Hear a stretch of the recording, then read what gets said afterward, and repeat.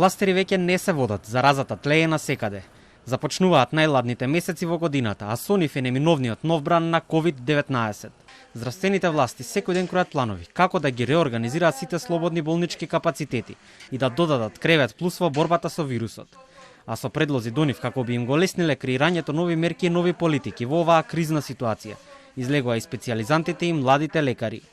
Станува збор за цел пакет предлози, а во него е опфатено и функционирањето на здравствените установи, но и секојдневниот живот на граѓаните, како очајнички обид за системско спречување на налетот на заразата.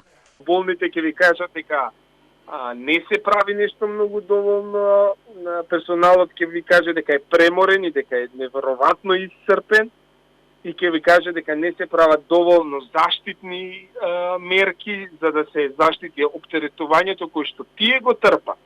А во пакетот со мерки од специјализантите до министерот Филипче и Комисијата за заразни болести се бара воведување на триажни центри во повеќе болници, а не само онаму каде што постојат во двете најголеми ковид болници, градската општа болница 8 септември и инфективната клиника. 5 триажни центри на територијата на Скопје и соодветно географски распоредени се потребни за да се одговори соодветно на напливот на луѓе кои имаат потреба од лекарска нега. Од асоциацијата има и ред други итни барања. Поради клучниот проблем со кислородот да се направат, да се вклучат сите паметни луѓе во државата за да се овозможи централен довод на кислород до сите болнички кревети. Бараме тренинг за сите кои што одат да работат во ковид центар, да задолжително да бидат здравствено осигурувани, затоа што имаме случаи да имаме доста луѓе со договор на дело таму.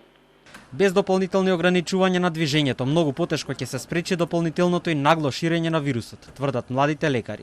И сметаат дека е важно и да се овозможи да нема големо групирање секаде каде што е можно да се избегне истото, како на пример во јавниот превоз. За тоа прашање велат дека пуштање повеќе возила во оптек е соодветното решение.